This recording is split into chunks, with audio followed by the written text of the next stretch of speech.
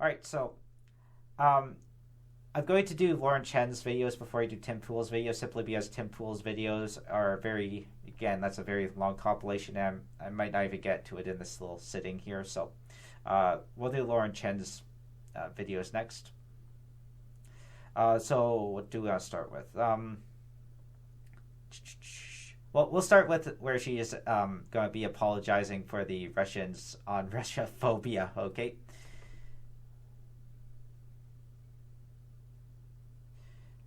All right. So a reminder: this is where I'm getting this from. Okay. So this is our little post to start out with. The crowd that usually complains about xenophobia has suddenly taken on a staunchly anti-Russian stance. This isn't limited to just Putin and his government, but even Russian music, historical figures, and salad dressing. Does this hysteria make sense, and does it help Ukraine? So that's her lead-in, okay? By the way, again, I know here, TPUSA contributor, okay? TPSUSA contributor. All right. What's really been worrying me about this whole conflict over the past couple days is how the rhetoric has escalated now to not just condemning Putin or the Russian state for Did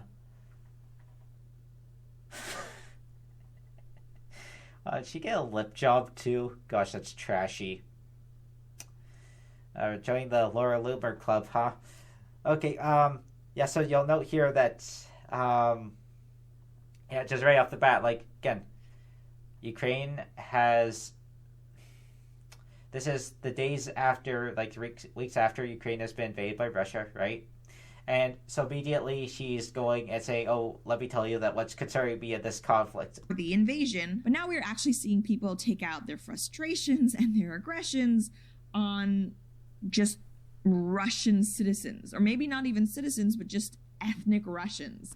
A reminder: this is while the Russians are going and putting out propaganda that dehumanizes the Ukrainians, dehumanizes their, stigmatizes them, takes away their legitimacy as a people, as a country.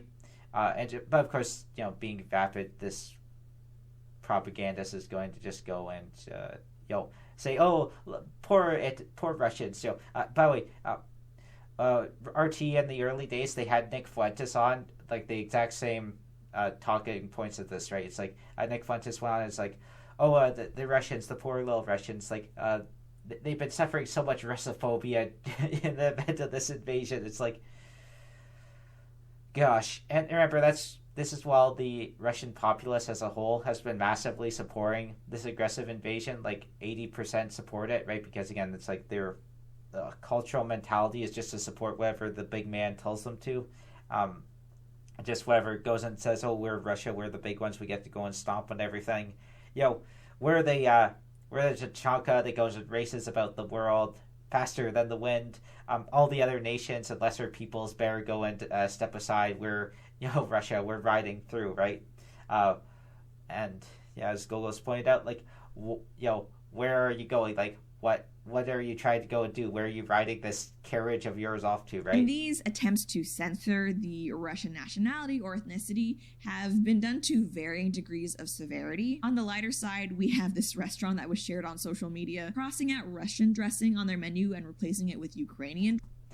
Yeah, this is kind of a funny stuff that's happening, right? But anyways, like, yeah, you want to go with a whole persecution narrative. It's like, again, super minor stuff. It's like, again, you're dealing with an invasion. By the way, reminder.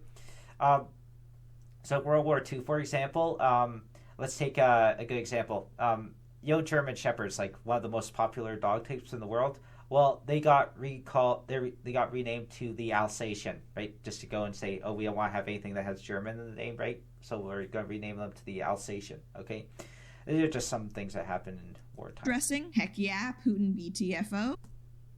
So yeah, she considers herself a comedian, by the way. I'm going to be looking at those lips the entire time, just all those like clearly injection lips. So it's gross. All right, Lauren. And similarly, actually, at least one university had announced that it was planning on banning teaching Dostoevsky to their students. All right. It's like, I remind you, by the way, once more, Dostoevsky was a little got brainwashed into being hyper pro Russia, because they sent him to a labor camp, and then under the Tsardom, right? And then he became this hyper pro Orthodox Christian, hyper pro Tsarist after that. And then, someone who had said, "Oh, I'm completely wrong for being, an anarchist and a socialist earlier," right? So they brainwashed him into being a hyper supporter of the Russian state, whereas before he'd been skeptical and actually, had skepticism. Of course, all of his novels that you know him for, these were written after he got brainwashed into being, hyper pro-Russian. And so, yes, he has some unique, and good psychological insights, yes. But also, we do have to take into account that he's also this guy who got brainwashed into being hyper pro-Tsarist, right? Again, specifically because he is Russian, but as people pointed out, the irony of this was so incredible because Dostoevsky was actually a dissident. Yes, but not when he was writing his novels, right? This was before the time when he was writing his novels. He wrote his novels after he got, again, put in that the camp, and so every work that you know of his that came after that, right, all of his well-known ones, these were novels where he had been, again, brainwashed into being hyper pro-Tsarist, right, hyper pro-Orthodox. So whereas before his skepticism had been, had at least existed, it was punished by the Russian state. And so, just banning him because of his ethnicity, not only does it help Ukraine in no way, shape, or form, but, it's also, it is accurate to say that just banning these guys doesn't help, right? But it is helpful, though, to perhaps put on a disclaimer when you're teaching about Dostoevsky, is instead of just being, this great novelist that you should go and admire and worship, that I have some of Dostoevsky's books on my bookshelf right there. Like I have the Idiot and Crime and Punishment, that sort of thing, right? But again, just think about that, like Crime and Punishment, like that novel is psychologically, it's psychologically pro-Tsarism, right? Like that's what he's been warped into producing. Whereas the Dostoevsky that might have existed without that sort of brainwashing in the labor camp, I think that would have been a very fascinating Dostoevsky. But these sorts of disclaimers, though, when you're teaching and talking about Dostoevsky works, they should exist, right? Kind of plays into exactly this type of thing Dostoevsky warned about. This does not help Ukraine in any way, shape, or form. And not only that, but I hope that people realize that the more they do this, the more they demonize Russian individuals, the more they may also be pushing Russians away from embracing the... Reminder, this is the Russia that has gone and constantly called the West satanic, that has called the West the source of evil in the world. If you've had people like Alexander Dugin who have advocated for the entire replacement of the Western populations with populations from other places in the world, just to go and stick it to them that way. You have this demonization of America as where the Russians call them like Atlantis, which is allegedly the source of evil compared to them. So, and as I pointed out, it's all a pack of lies, right? All a pack of lies. But this is how they themselves have gone and demonized. The Russians have said they wanted to see the UK wiped out. They have said, we'd love to see the entire island wiped away via a tidal wave. Just all these things. The Russians engage in mass demonization of the West, and they've done this for years by funding conspiracy theorists and the like. And so, yeah, it's but once more, she's been being paid to go and promote Russian propaganda, so she's going to only tell you that. She's not going to go and West, because it kind of just seems like, well, from everything we're doing, that we hate them. No, they're the ones that's you don't get to go and start a fight and then say, why do they hate us so, right? This is that old meme that people talk about, with allegedly it's about Jews, and it's the Jew cries out pain even as he slaps you. That doesn't apply to Jews anymore, right? It probably never did, by the way, but that actually applies to Russians, right? The Russian slaps you and cries out in pain even as he strikes you across the face. That's how we should go and take that from now on. That's about how I think we should go look at these Russians, right? And it's like, oh, we hurt you, and then we're going to go and complain like we're some sort of martyrs even as we go and hurt you and try and kill you, right? Like, just, this is their mentality, right? Like, it's a supremacist mindset, right? There's the probably the biggest supremacist mindset in the world nowadays, and is that, we have the right to all the world, right? We should have the right to go and make everyone bow down to us. And anyone who goes in and tries to stand up against us is evil, which is why they have to go and demonize their opponents as being, Satan and satanic, right? Like, this is what they have to mean out. We're God, you're Satan, right? That is what their mindset is. By the way, this type of thing isn't just coming from random everyday citizens. We also have Eric Swalwell, who is an American congressman, saying... So... Yeah, no kidding. Like, you're literally fighting a war against us, like a barely thinned proxy war, right? Russia, you're fighting a barely thin... Again, go look up any of the justifications that Putin offers for this war. It's barely about Ukraine. It's almost entirely about attacking the West and NATO, okay? Like, this is what he's about, okay? And, yeah. So it's like, and why should we be training up the citizen, the kids of these Russian oligarchs, right?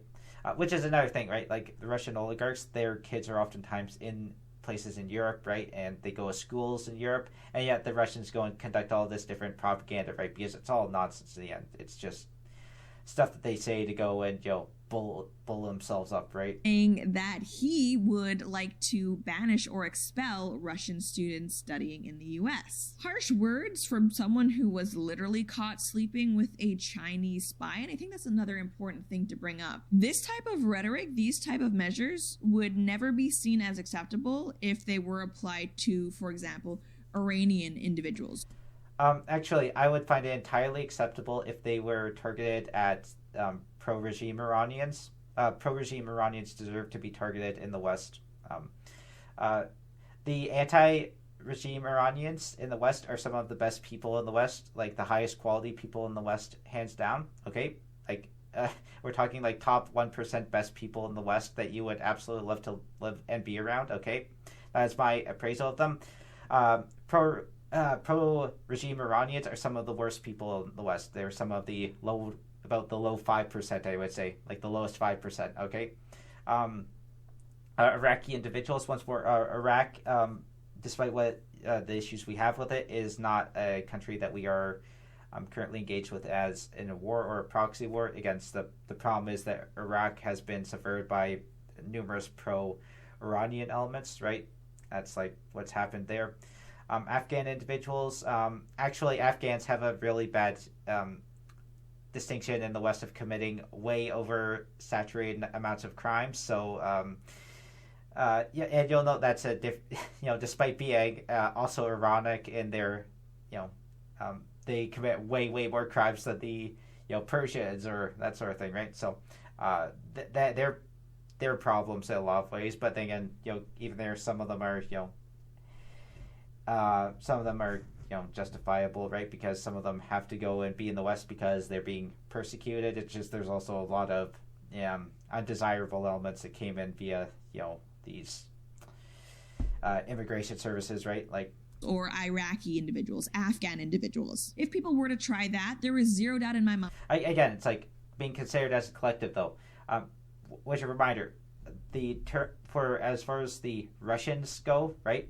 Like you're talking about kicking specifically Russians from Russia out of the universities. You're not talking about going and kicking out people of Russian ethnicity out of universities. That's not what is being discussed, right? If you're a person of Russian ethnicity who holds, citizenship in Canada or the U.S. or Germany or wherever else, right?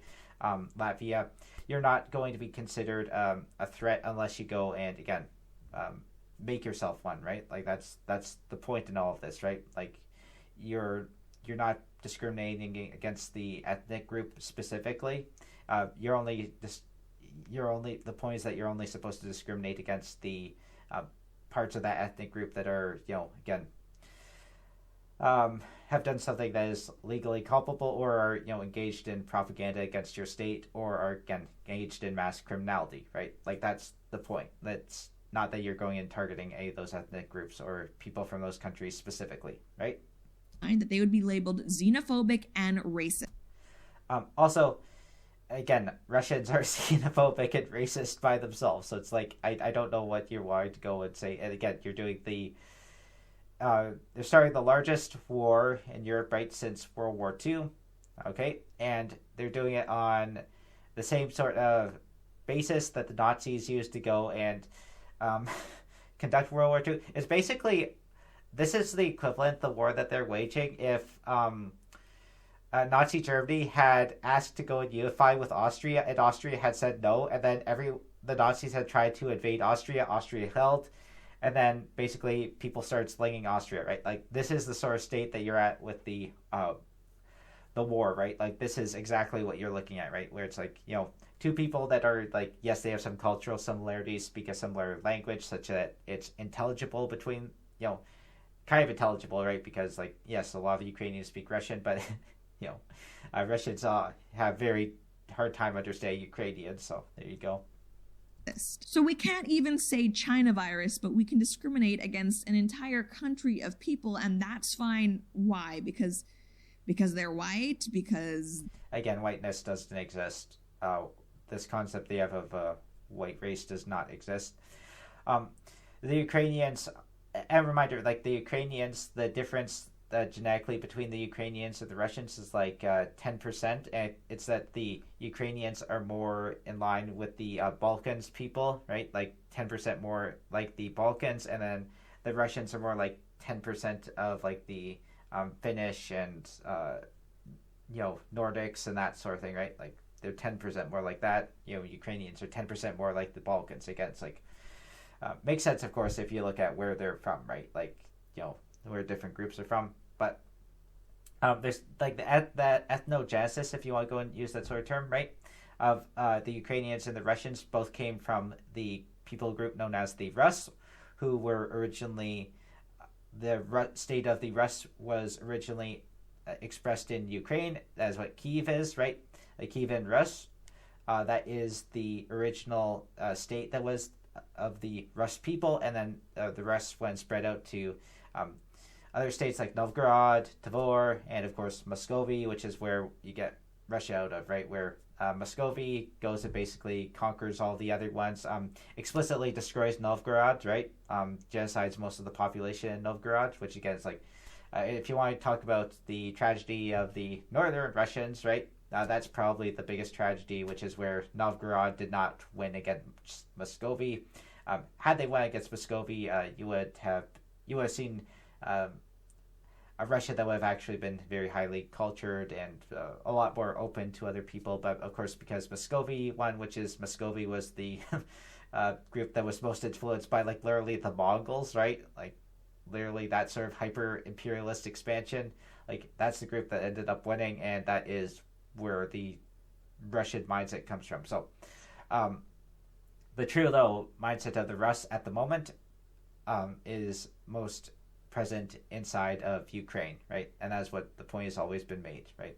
The Rus mentality, the Rus culture is in Ukraine, and then one day perhaps it will be in Belarus as well, right? Where Belarus, the Belarusians, they have more of a ability to go back to the beginning Rus, and then the Russians themselves are going to have the hardest time in actually becoming Rus again, because again they're like this whole they're used to basically being in a situation where they're peasants under the domination of czars. That's essentially the problem with the the Russians themselves, right, as expressions of this Rus. So they're more like this weird mindset that is essentially wearing a large group of Rus as a skin suit, right? Like that's fundamentally what the Russians are. So there you go.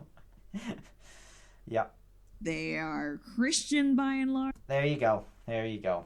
Okay. Always with that, right? Always with that. Ukrainians, a reminder, are more Christian than the Russians. Okay. It's just the Russians are the Ukrainians are in the modernist type of Christianity, right? Where it's like, it's a soft form of Christianity, right? Whereas the Russians are engaged in the supremacist Christianity, which is why it's much more emphasized by the Russian state. It's why the Russians would never accept, for example, having like a Jewish president, right? A president who is Jewish, even if he's like a secular Jewish person, like they'd never go and accept that. They would revolt against that. So, like, there you go, right? And it's just a huge double standard here. Yeah, irony of Lauren Chen talking about double standards. Irony. Okay, now we're going to do. Well, let's actually look up. So before we get into her one that she does with this anti-Semitic guy Keith Woods on TikTok and Zionism, we're going to go and look at her little Christ is King spiel.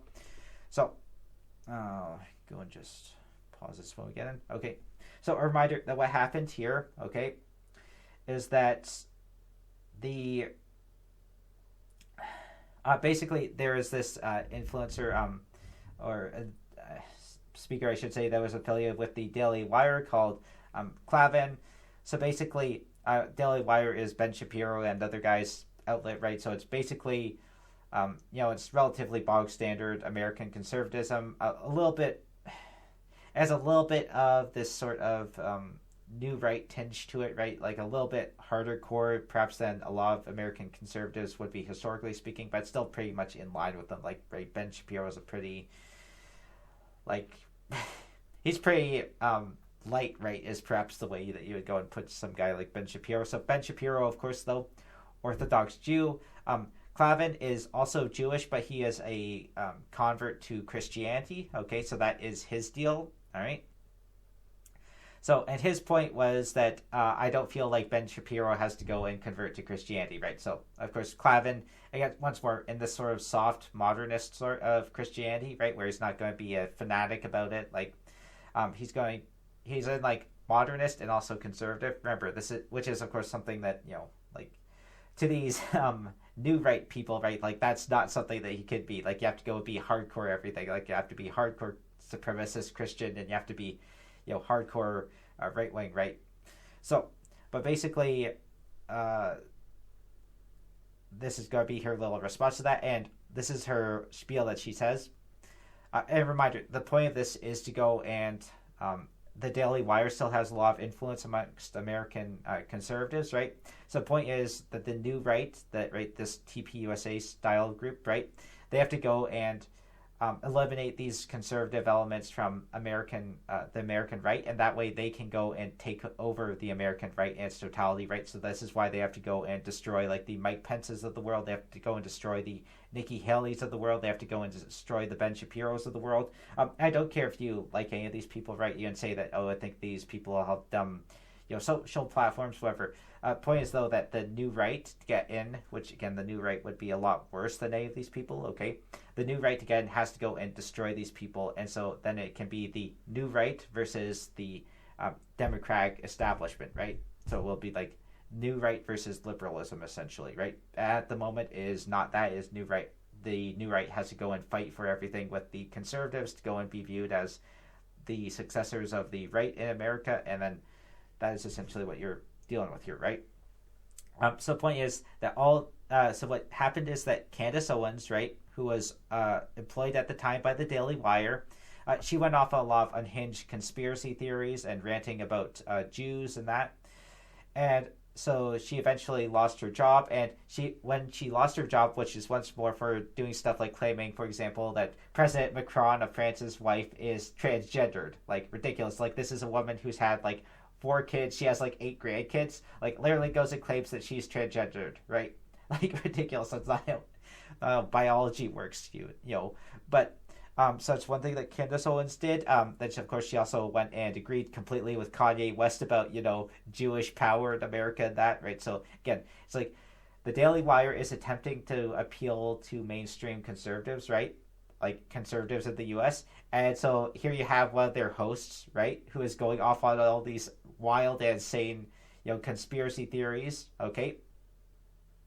And so then finally the Daily Wire is like, oh, finally, thank goodness, Candace Owens' contract has expired. We're not going to go renew it, right? So Candace Owens is gone. And so then Candace Owens gets on Twitter and says, oh, woe is me, poor little me, I'm persecuted. I got persecuted and kicked out for saying Christ is king, right? Like, that's what she claims that she went and got kicked out for.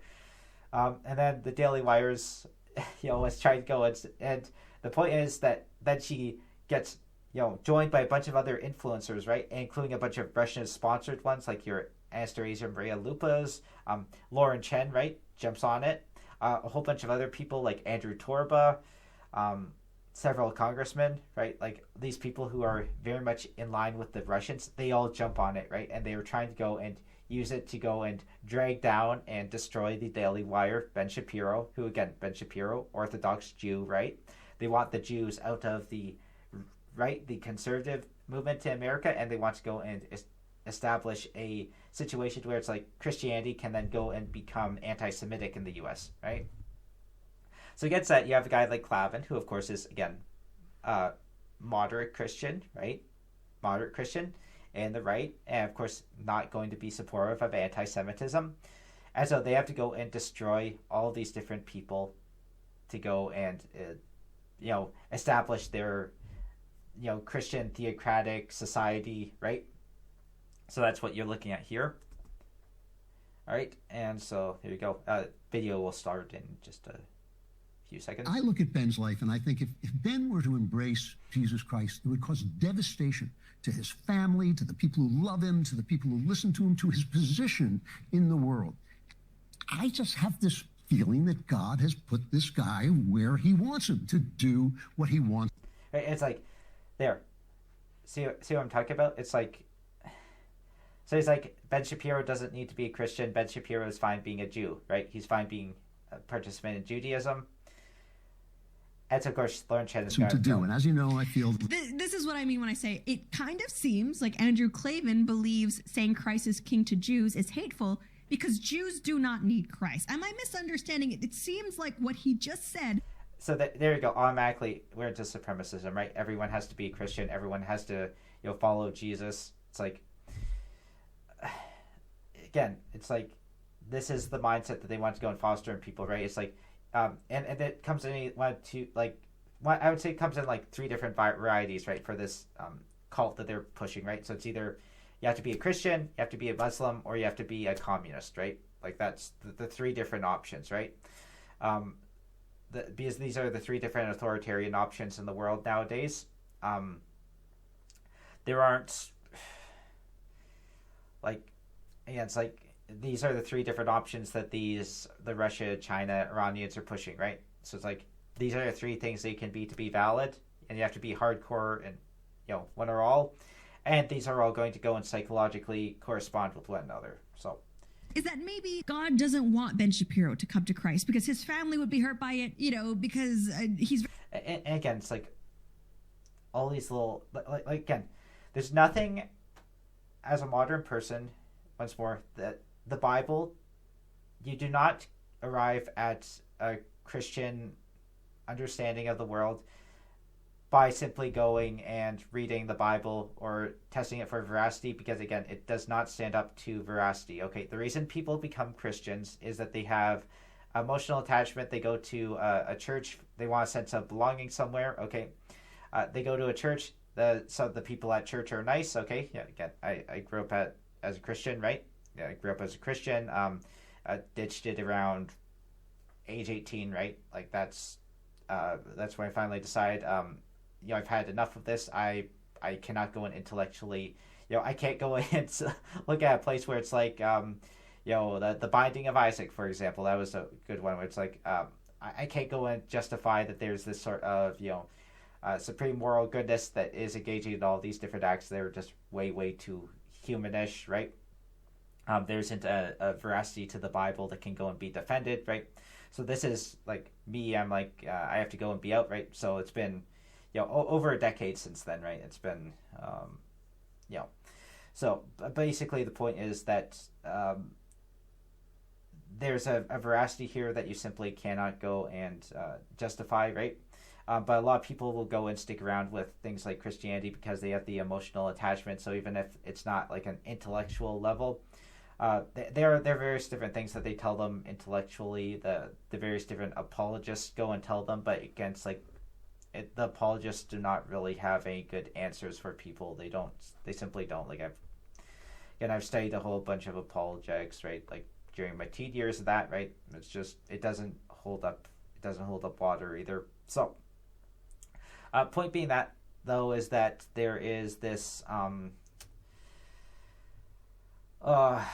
it's like this bizarre tendency of people to go and be like, oh, you need to go and still follow these different supremacist ideologies. By the way, it's the same thing with Islam, right? Like the same thing.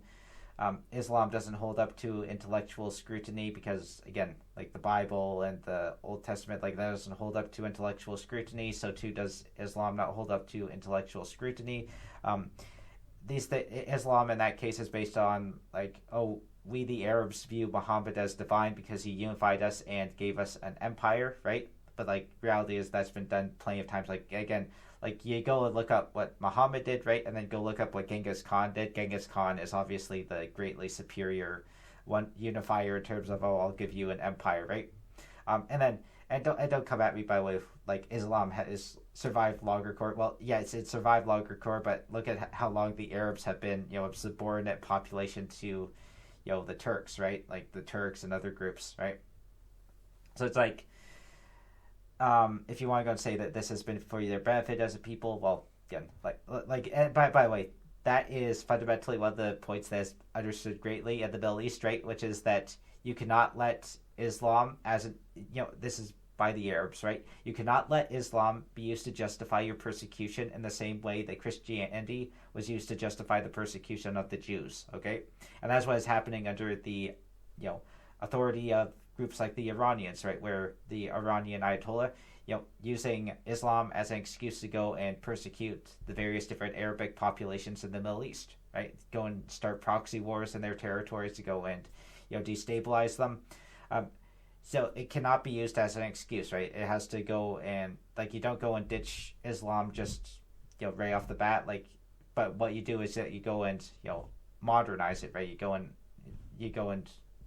make it more moderate, right? Like that's the point. Like that's how you get out of this sort of situation that you're in the Middle East. Like you get to the point where you don't have persecution of non-believers. You don't have you have people that are performing intellectual criticism of Islam, and you have this point where it's like we can go and appreciate like the cultural elements that were established under Islam, right? But we're not going to go and be we're not going to go and be held to all these different doctrines. Like we're not going to regard Muhammad as being this perfect, flawless man, which again, it's like you get into stuff with Muhammad being the perfect man if you want to go and call it that, right? But so with Lauren Chen, you'll of course notice that, like I pointed out, she has favorably cited, she favorably cited Andrew Tate as right being this Muslim, right? She's favorably cited the far left guys, which are those guys wouldn't consider themselves to be communists probably, but they are definitely in that prog communist, which is right, their lineage as progressives is in the communist stream that invaded progressivism. Okay, so everybody, like progressivism has had a long history of that term, right? Like even Theodore Roosevelt, right, or Woodrow Wilson, these guys consider themselves to be progressives, right? So there's a very long history of that term, but it's just back in the day it was basically like that was basically like the conservative and liberal, except it was like traditionalist, progressive, that sort of thing, right? So it was very influential in the Jewish community. We don't want to hurt that. And it's like, I'm sorry, but this is not Christianity here. Basically. Yeah, so there you go. It's like you have to be a supremacist to be a Christian, right? You have to be this whole, every knee on heaven and earth has to bow to Jesus, right? Like this is what you have to be a Christian, right? You can't just be I appreciate some cultural elements of Christianity, some of the philosophy that comes out of it. Ugh, Botox lips. Ugh. My takeaway from that segment regarding the whole crisis, like you just see that, you just see that, like the Botox job, right? Like just, it's really gross. It's like So again, just like emphasizing how fake these people are. The major fake eyelashes there. As I said about Lauren Chen, the only thing that you'd say about her in terms of not being the whole bimbo style of right winger is that she, at least I guess, hasn't dyed her hair blonde. That'll be the final complete note, and then you're completely in the new right bimbofied woman. Ugh. This king thing is that Andrew Klavan believes it's anti-Semitic because Jewish people don't like it. But here's the thing. The definition of anti-Semitism is not upsetting a Jewish person, just like the definition of sex. Okay, but this whole business of everyone has to be a Christian, everyone has to bow to Jesus, everyone has to go and convert to Christianity has been used to justify anti-Semitism. It's been one of the major driving forces of anti-Semitism, right? Ideologically speaking, right? If you go back to, the original conflict between the Europeans and the Jews, right? Where it's like the Romans were not ideologically inclined to hate the Jews, right? Like they just viewed them as, oh, this is a rebellious population. We're going to go in and conquer them, right? Where the actual hatred comes in, like the ideological hatred comes in, is when European society goes in and embraces Christianity, and at that point they go and say, well, we're Christians, we hate the Jews, we are going to go and persecute the Jews, and we're going to, if we allow them to live among us, they're going to be confined to ghettos, right? Which is why, the most extensive persecution of Jews, right, was probably during the Samaritan Wars, like the Samaritan-Byzantine Wars, right, where it's like we're literally going to go into the area of Israel and we're going to go and annihilate everyone that we can, right? So that is and that was, again, the Christians versus the Jews, and then because it's like, so again, that's being done on ideological basis. It's not being done on the basis that the old Roman Empire did, which is just, again, the Jews are just one of the other peoples in the empires and they're just rebelling, and so we go and destroy them because of that, right? Like that's what the Romans did. That's just matter of fact, typical Roman brutality. But with the Christians, it's personal, it's ideological. With the Muslims, it's personal, it's ideological. And by then going and declaring like you're the supremacists, again, it's personal, it's ideological, because if you're just like the Romans, you're just an imperialist. Well, it doesn't matter if you have a Jewish population under you. It's like it's just one of a whole bunch of other religions that exist in your empire, right? So there you go. Racism is not upsetting a woman. The definition of racism is not upsetting a black person. Anti-Semitism is prejudice and hatred against Jewish people. Let us be clear. It is not prejudice or hateful to tell a Jewish person or any other person that Christ is king. It is what we are commanded to do as Christians. Right. So it's like, well, for starters, you're not actually really commanded to do that. Like there was like this whole command about going out to the nations and converting and talking about the good news or whatever. It was only when Christianity again took over from the Roman Empire and became this political force that suddenly became, oh, we're now mandated to go and destroy all of our different rivals. We're just going to go call them pagans. We're going to call them country bumpkins. Essentially, we're going to go and diminish their religions, and then we're going to go and persecute them out of existence. And we're going to say that the Jews are one of those few groups that we're going to go and kind of sort of tolerate in our societies, but we're still going to go and persecute them whenever it suits us, and we're just going to create a bunch of blood libels against them. So again, it's like the supremacist notion of Christianity. It's like that's the point. This is one of the reasons why this crap has to die, right? Like it has to go and go away. And when the supremacist sides of Christianity and Islam are gone, Christianity and Islam will eventually fade away. Like they'll become cultural memories just over time. It'll take hundreds of years for that to happen, but it will happen. But it needs to happen because, again, like you can't have these sorts of supremacist organizations running around, talking to people, right? Like they have to go and modernize. They have to go and become moderate. They have to go and work with other people in society. Like there can't be this desire to go and reestablish like theocratic rule. Like this is not something that can go and happen. You cannot go and have this in a modern day society. There simply are too many factors that militate against this. All right, so that's Lauren Chen, and then we're finally going to do her little talk she had with Keith Woods. Again, all right. All right, so Lauren Chen, is the TikTok ban really about protecting Americans from the Chinese Communist Party? Or, as Keith Woods suggests, is it more about silencing young voices critical of Zionism? So, a reminder what this is, okay, is that the Biden administration, right, when it said, we're going to go and ban TikTok because TikTok is being used by the Chinese Communist Party to go and put forward propaganda. It's putting forth harmful content to our youth, right? It's putting forth content that is like, it's encouraging of self-harm. It's encouraging of people acting recklessly for these little snippets of, fame, right? You're actively promoting degeneracy, right? Like,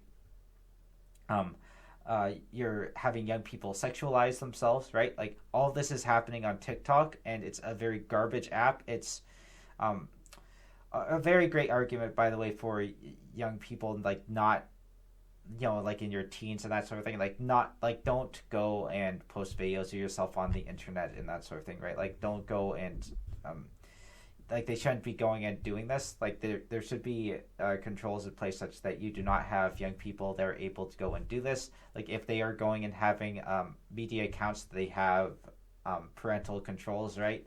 Okay, but what's happened is that you just go and hand a bunch of young kids cell phones, and they're like, oh, you can go and do stupid stuff and get fame and popularity and maybe even earn money, right?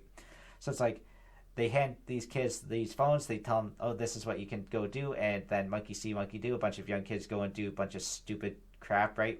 And then a bunch of stupid crap gets put forward into the popular imagination, and then suddenly your TikToks are basically what are, a major cultural force amongst young people, despite the fact that, it's collectively like 99.9% worthless, like the stuff that you find in TikTok, right? 99.9% worthless.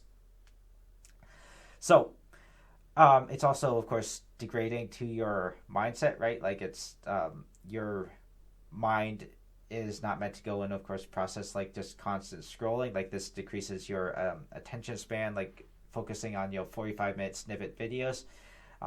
So of course, like, you can critique maybe YouTube for being wordy, right? Like, you can say, though, YouTubers are in love with their long form videos and that, but the reality is that you're at least having a good attention span if you're going and following along with like an hour-long argument, right? Like, that's at least something that actually exists. But yeah, and so this Keith Woods guy, reminder again, he's like a hyper anti-Semite on Twitter, which again is also terrible for short form content. It's just also kind of it's useful in terms of some of the the media stories that you get that you don't really get in the mainstream media. So it's like it's like one of those sites that's both frustrating to go and participate in, and also to be it's valuable enough that you want to participate, right? But so my personal, like, I used to go and participate in some of the commenting and stuff on Twitter, which is a terrible platform for actually trying to have a discussion with people, right? But nowadays I just go and lurk on an account, right? That's just what I go and do on Twitter, and that's sort of how I kind of justify it. I'm like, I'm not going to go and participate in any of the discussions. I'm actually not even following anyone on Twitter, which that's interesting. That goes, it means that you're like, congratulations to having the For You become like a roulette of like what you're getting, right? But anyways, we'll continue with this.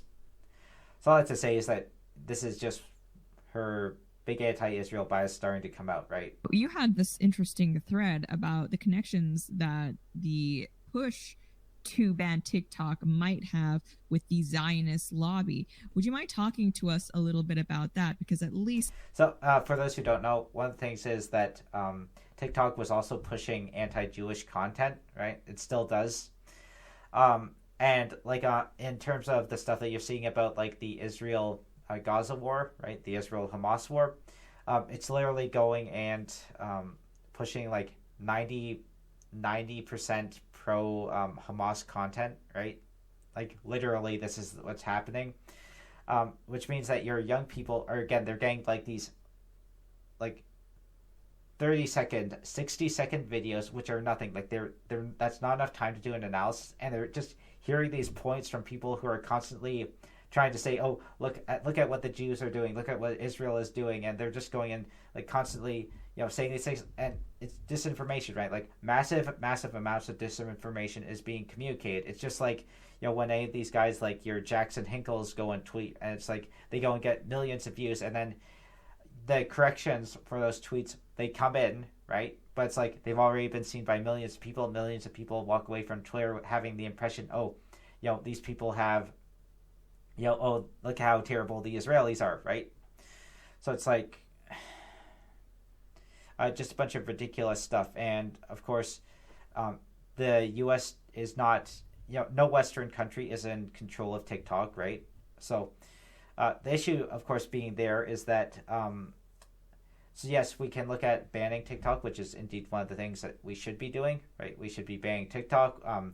Again, we should also be controlling how much youth can go and put out on the internet by themselves. Like this is just, these controls are things that simply should exist.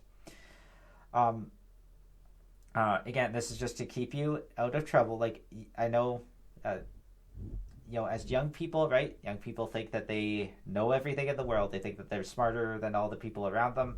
They have a very big degree of, arrogance about them. That goes away in time, but the point is that you need to go and wait until that goes away to actually go and start, actually interacting in the public sphere. This is why we do not let, teenagers vote, right? Like this is why you have to be a certain age to vote. This is why you have to be a certain age to, drink alcohol, these sorts of things, because otherwise you're going to go and end up in a very young people are prone to be extreme and reckless, right? Like that's simply the truth about them, right? Like just teenagers prone to be extreme, reckless, and that's what they incarnate on their social media apps when they're given the ability to go and post on them, okay? So, and then yeah, so basically what ended up happening was that, remember, Trump had ranted against TikTok, right? So then, come this proposed ban by, again, the Democrats, who are doing something once more good for American society, good for the psychological state of American society, and now Trump suddenly comes out against it. And coincidentally, one of his biggest donors, like his billionaire donor, right, also happens to have a lot of shares in the American side of TikTok. That's interesting, right? So Trump once more being this malleable guy who just goes and does whatever he thinks gets him popular, whatever gets him money, right? Like not having principles. This is just him. Right? I think a lot of people, when we talk about this on the news, it's kind of covered in the language of this is to fight back against the CCP, which is a very popular, very convenient boogeyman nowadays. Note that, right? So immediately reduces the CCP, which is, again, one of the most influential and degrading organizations in the world, like just the influence that has across the world, degrading it to a boogeyman, right? Like, it's an active boogeyman in the world. There's no such thing as an active boogeyman, right? Like, you're active and you're promoting stuff. Boogeymen are things that do not exist, that do not have influence, or do not have influence anymore. It's like conjuring up images of Adolf Hitler, right? Like Adolf Hitler does not have influence anymore. The Nazis do not have influence anymore. The thing is that you have certain movements nowadays that have sort of a psychological correlation to Nazism, right? But these are not Nazis. Like, I do not go and claim that Putin is specifically like a Nazi, right? Like, I've never said that Putin. I do say that he has like what we describe as fascistic, tendencies, right? Fascistic imperialist tendencies, right? Theocratic tendencies as well, right? But not that Putin is specifically a Nazi. We can say that he acts like Nazis in certain ways, but not that Putin is specifically a Nazi, right? So point though being that is an example of a boogeyman, right? Because the Nazis do not exist, right? Like the Nazis, the last thing that's left of the Nazis, right, are people who use symbolism of the Nazis to be edgy, right? Like that's like your certain criminal gangs in the U.S., like the Aryan Brotherhood or whatever. Like these groups use Nazi symbols to just be edgy to mark themselves out from society, but they are not themselves like anything that would be recognized as Nazism, right? Okay, so, but the point is that, yeah, you cannot reduce the CCP to a boogeyman because, again, it's an active force that is participating in the world all throughout it, right? So it's like, it's not a boogeyman. But that might not be the case here. Yeah, so Trump was pushing to ban TikTok. It was dropped. They concluded it wasn't the national security concern originally thought, and this. Also, a reminder that also, like, it's like, yeah, Trump. It's just, again, it's like super inconsistent, right? Like, so it's like anything that Biden does, right, which is good for the American people, Trump seems to go against it because what he wants is that Trump wants to be the one who, if there is anything good done right, he wants to be the one who goes and does it, right? And so he then goes obfuscates anything that Joe Biden does just so he can go and again be like, oh, I'm the one who's going to come in and fix everything, right? Which is also why he wants to go and say, oh, I'm the one who's going to go, end all the wars and that sort of thing. Again, he won't succeed in doing that. And the Biden administration dropped it. And you really don't see any more news about the TikTok ban until October of last year. And it's Marco Rubio, it's Marsha Blackburn, it's Mike Gallagher that are putting forward the proposition to ban TikTok. And you can just go read their words. I mean, every one of them said it's a pro-Hamas app. There's too much popularity of pro-Palestinian tags, and it needs to be banned to stop the spread of anti-Semitism. Now, again, and it's a perfectly valid point, right?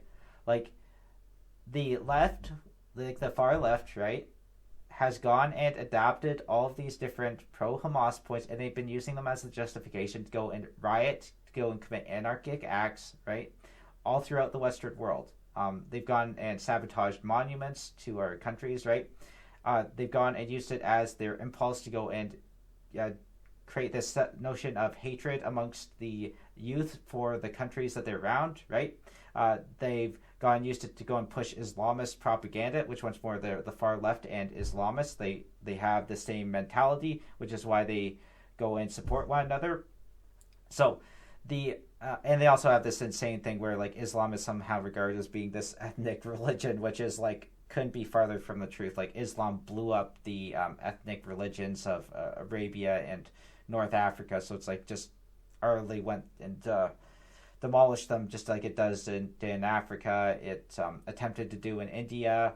It succeeded at doing that right in Iran. Like just all throughout this, right? Like it just it destroys the actual religions, the actual cultural impulses of people. But of course, the far left wants to do the exact same thing, right? Like that's their corrupt mentality. So, but basically, the point is that yes, it's a valid point to go and ban applications if they're going and spreading hatred. Like again, like we don't need this garbage in our societies. You know, the pro-Hamas thing. I mean, TikTok just has an effective algorithm. It gives people what they want, right? No, it has an algorithm that sticks people in an algorithmic bubble, which means that they're constantly getting affirmations of the same content, like the same mindsets. They're constantly getting exposed to that, and it's getting favored because of the the CCP wants it to be favored for starters, and then again, it's a lot of this other stuff, right? Like there's just so much of this propaganda that's being made on it, right? So there's this problem on TikTok, and you'll notice that like YouTube, there's a lot less examples of this, right? You still have some, but the way that a lot of it's promoted on YouTube, right, is via like BreadTube, which is also again like these trashy far left, commentators that give people this idea that they're pseudo intellectuals by going and watching them, but they're all stupid. By the way, nice thing that Lauren Chen's show is also called Pseudo Intellectual. You see that up there, yeah.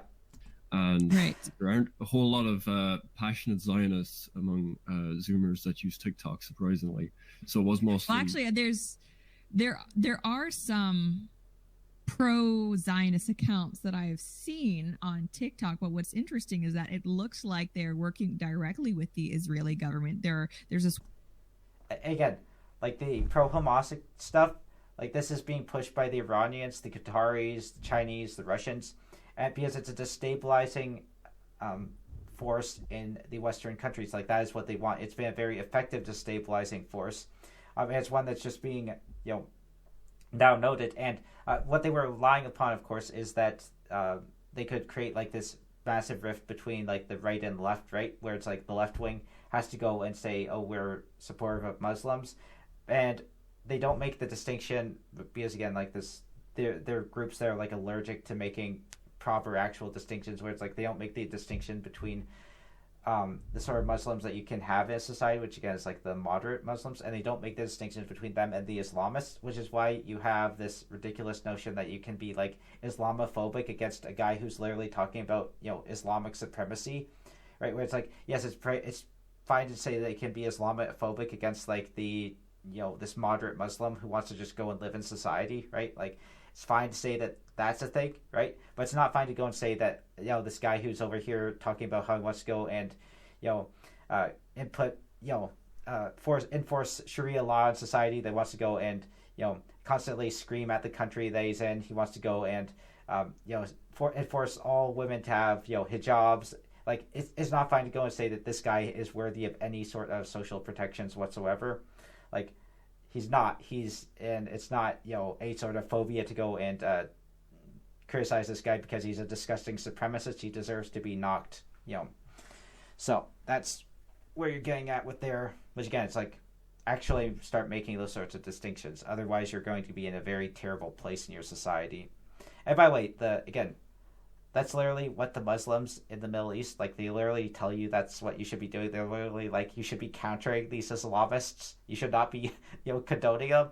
Like, like the UAE is like, what are you guys in the West doing, like, tolerating these garbage? Like, we literally arrest these guys over here. Like, we literally throw these guys in prison. Like, we expel these trash when they, show up. Like, this is exactly what you should be doing in the places that you're in, right? Because these are foreign agents. These are agents of, the Iranian regime, like, they're the agents of Islamism. You should be going and persecuting them. Like, this is literally what you should be doing in your societies. But again, because we don't go and do these things, we get all these different trashy. Again, it's just as far as innocent parties that get caught up in this, again, it's like the innocent people from the Middle East that get caught up in this because you fail to go and do what actually needs to be done to the extremist elements there.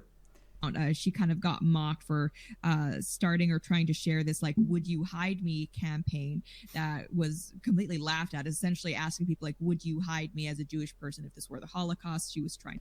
Yeah, you'll notice that Keith Wood's like just this absolute smug, like, oh, yeah, just... he's just this trashy... Again, like, it's like this whole Catholic anti-Semitism, right? Like, it's infected, like, tons of people from Ireland, where it doesn't matter if they're like hyper pro-Catholic or they're far left. Like, there's tons of people who are just infected with this sort of mindset, and it's despite the fact that again, it's like but by the way, it is important to go and note these things, right? Because Ireland is one of like these big countries that's like hyper pro Hamas, is constantly ranting against Israel, right? So we have to note that they do have this sort of horseshoe going on, and it's like just very trashy, very trashy. Which is funny because obviously, they go to America, right? Joe Biden, supportive of Israel, right? He's an Irish guy, very very passionate about his Irish heritage.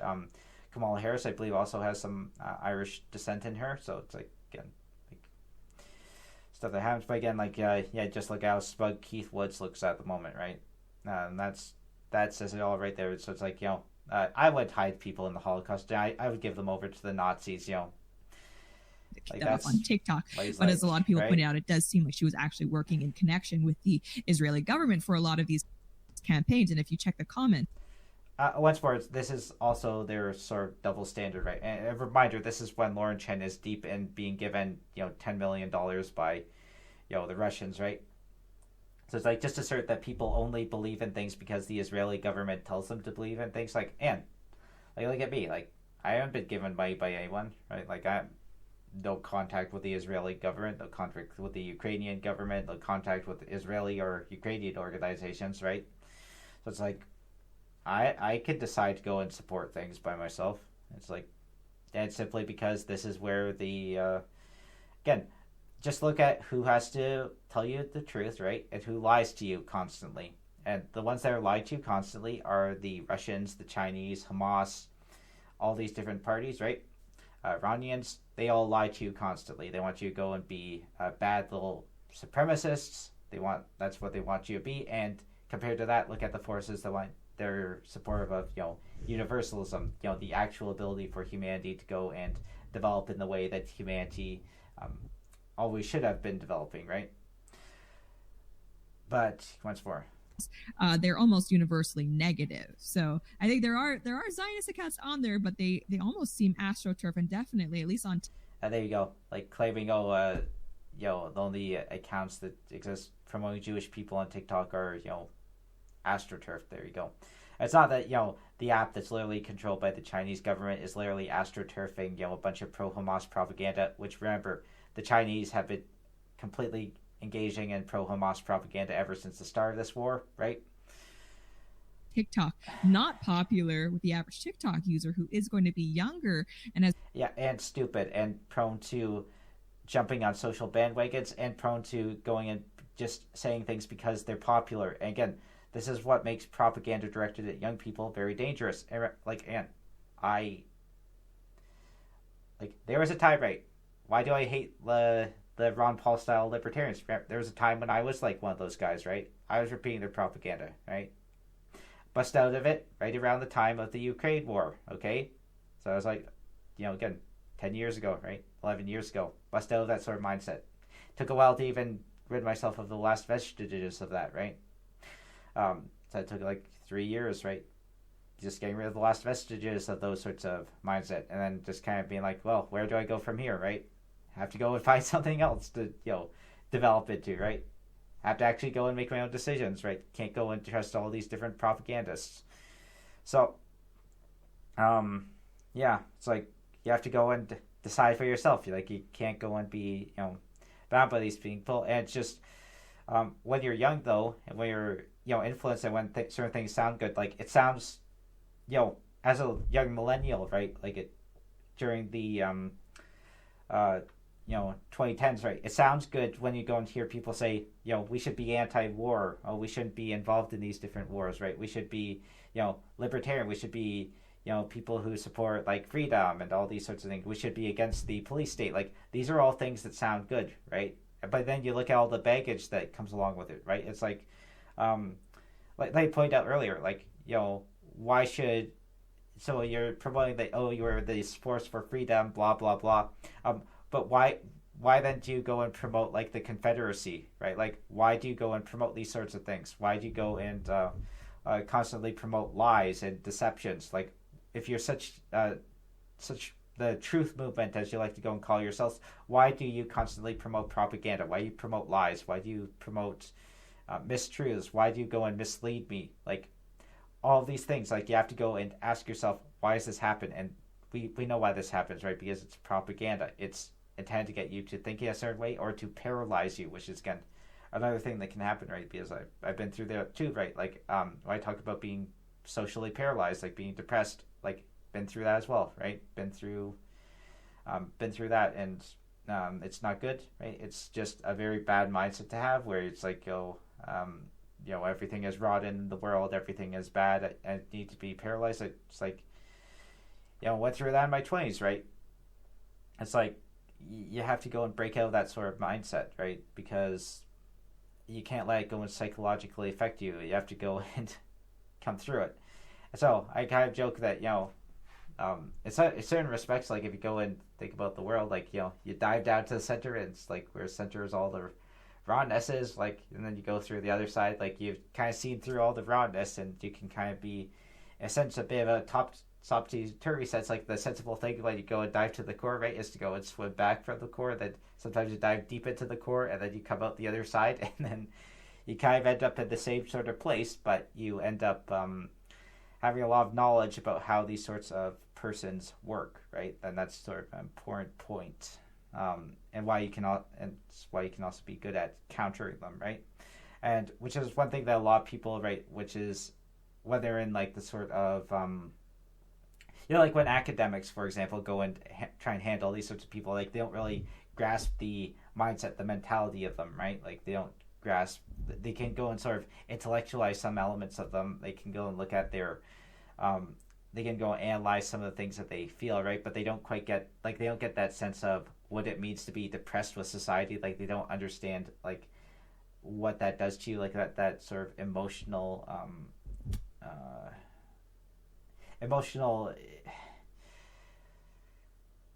emotional separation, we'll just say, like what that goes and does, what that goes and makes you think and feel. Like they don't understand these sorts of things, so that's why they're not going to be quite as successful in countering these people as they should be. But anyways, as we know from polling, probably not very sympathetic to the Zionist cause. Yeah, and that's the thing, right? It's like young people get influenced by, again, social media.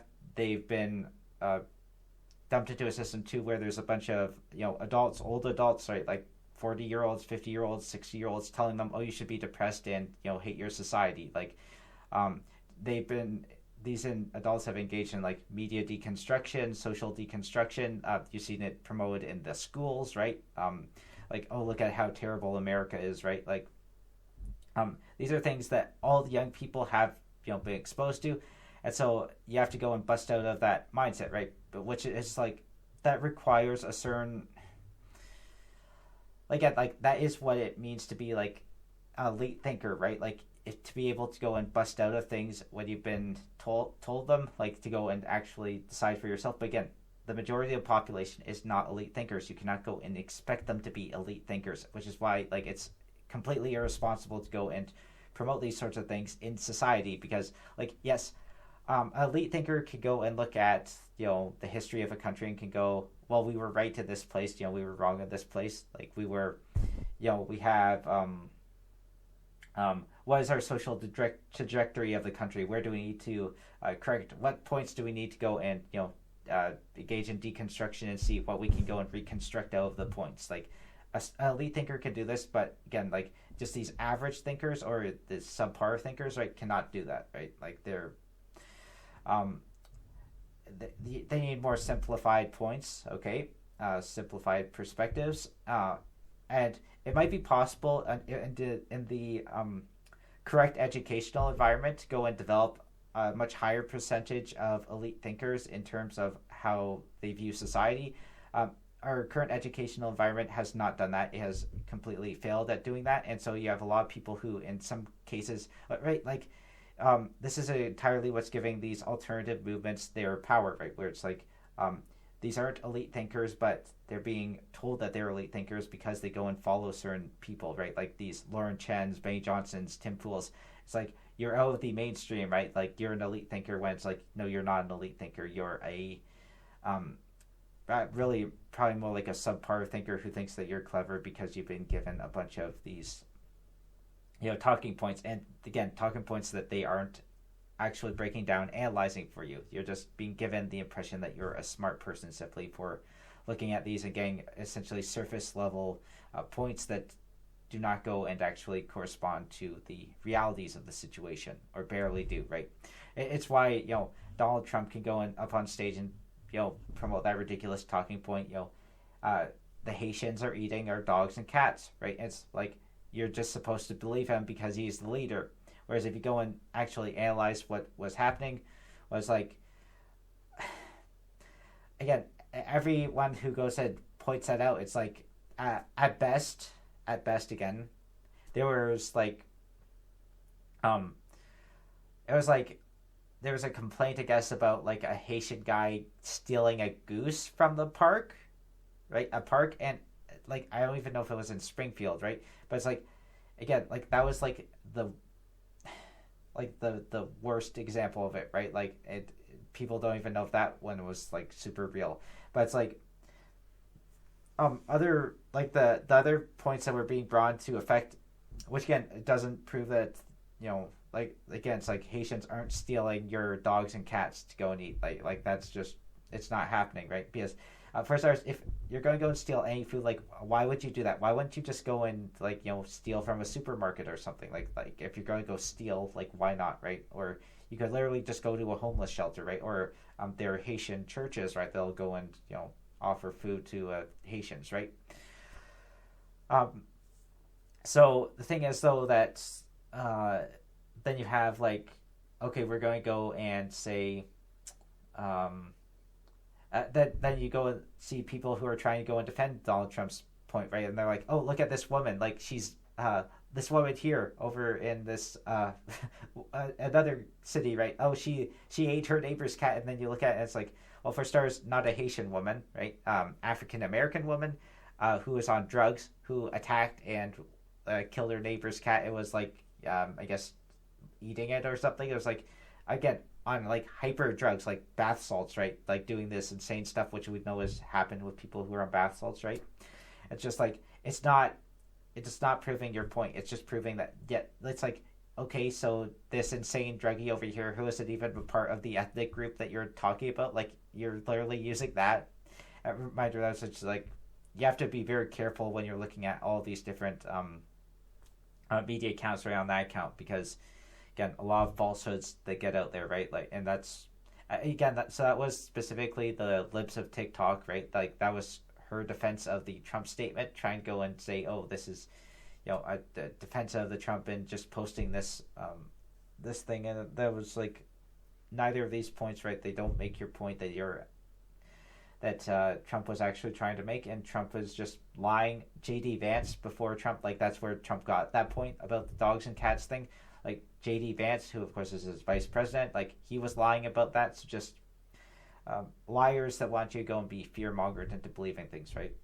That's the new right for you, and it's why we have to go and do away with the new right. Like I've said, if you're a conservative person, I would say, don't go into the new right. Don't go into supremacism. Don't try and go and back to any sort of traditionalism. Like, this isn't going to work. I would recommend that you go and look at dharmic conservatism. I would say that this is the best alternative for society, which is a universalist system, right? So it's like, you can have your universalist beliefs in the different growths of the different peoples of the world, right? That they're unique expressions and their unique religious expressions, right? So that ranges from, the Europeans to Native Americans to Asians to Indians, Australian Aborigines, Maori, Polynesians, Africans, all these different people, like, they can all have their own unique cultural expressions in the world. You can,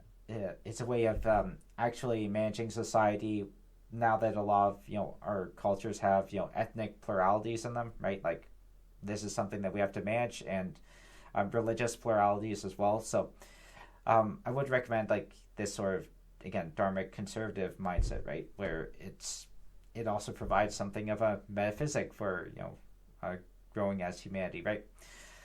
And of course, as I pointed out, like, a lot of this stuff that is enabled ultimately by the fact that liberalism is having a severe intellectual crisis, because it does not provide a metaphysic or a philosophy of life that is adequate, I think, for general society. See, liberalism is, again, it's the scholar's philosophy, right? Where it's like, the scholar can go and seek out, and develop their ideas in society, right? They can go and see, oh, I want to go and explore this pursuit or this pursuit over here.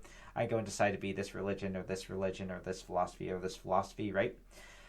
That's the scholar's way of looking at society. The thing is that is not how the general populace, once more, looks at society, especially, again, given that there has not been adequate schooling to go and cause them to go into this sort of mindset. Perhaps one day there will be an adequate sort of educational establishment to achieve that, but for a lot of people, it has to be a lot more basic and bare bones, and simply put, the liberalism has not provided the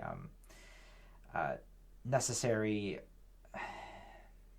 social philosophy for them to go and engage with it, because it, again, has said we're not going to be ideological, right? We're not going to be super philosophical. We're going to let leave that for you to go and decide what you want to go and be in those regards. We're just going to go and provide you with the social framework. And the issue is that, simply put, that social framework, the idea that society can be only a social framework, is inadequate. It's not adequate. It has to be something more than that, right? It has to be something more. So you either go and embrace very deep philosophy like the Dharmic philosophy, or you go alternatively go and end up with something like nationalism or socialism, like I'm talking about the hyper ideological socialists, like, you know, the communism and stuff. So you either go into embrace some sort of actual something that actually provides a satisfactory, again, metaphysic to people, or you're going to go and get something else, and you're not going to like what that something else is, and it's going to be something that is erected entirely to destroy the actual good points of liberalism, right? Whereas if you go with a very more universalistic mindset, again, like Dharmic conservatism or whatever else you wish to go and propose in that sort of vein, you can go and get into a situation where you go and actually bring forth and allow the better parts of liberalism to flourish, while also, you know, removing the worst elements of liberalism from your general society. So that's just been a general perspective on what you should do, and a little idea for getting out of this sort of supremacist stranglehold that they've got on things. All right, so next up we have Tim Pool. And again, as I said, this is going to be a rather long one to go and get through. It's dreadful, awful, worst place around. So much stinky, creaky, morally unprofound. This country's gone down the drain, and I'm ashamed to call it by name.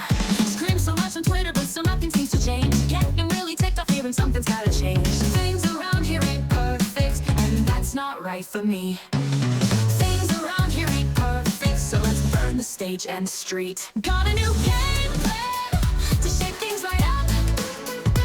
You can play at dirty, don't need clean hands, surely. I'm talking on the internet, engaging in free thought. People are talking shit, and my head bobs as I agree. Things around here ain't perfect, and that's not right for me. Things around here ain't perfect, so let's burn the stage and the street.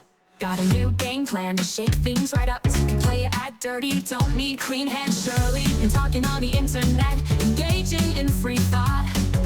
People are talking shit, and my head bobs as I agree. Got a new game plan to shake things right up. You can play at dirty, don't need clean hands, surely. And talking on the internet, engaging in free thought. People are talking shit, and my head bobs as I agree. So now I figure, why should I be poor? Can get a sweet payout for spitting truths, and with bots I won't be ignored. Regretting your choices yet? I laugh at so-called countrymen. I don't owe you scum any loyalty time, cause you're the enemy to me, and the man in Moscow agrees. I'll call you Satan, you like how that sounds. I'll call you globalist, you like how that sounds. I'll call you communist. Oh hey, my check from Beijing just clear, where was I? Oh yes. I'll call you banksters, you like how that sounds. I'll call you devils, you like how that sounds. I'll call you well, whatever I'm told to. This is the truth movement, baby. We tell truths here, the ones we're paid to tell. We're all about the truth and about the money. Call myself a hardcore Christian, so I'm gonna praise China's new system. Only critique is internal, yo, cause evil from only one source does flow. You're all Satan, we're God. Well, dear leader in Moscow, you're looking for a deal, got a complete package for you, and here it is, if that's alright for you. I'd sell you my mother for a nickel. You can have my soul for a dime. Sell out my country for $1, and humanity for $5.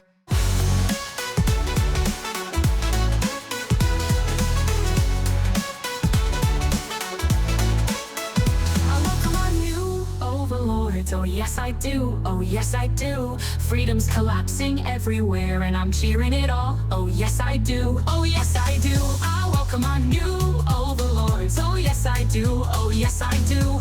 Freedom's collapsing everywhere.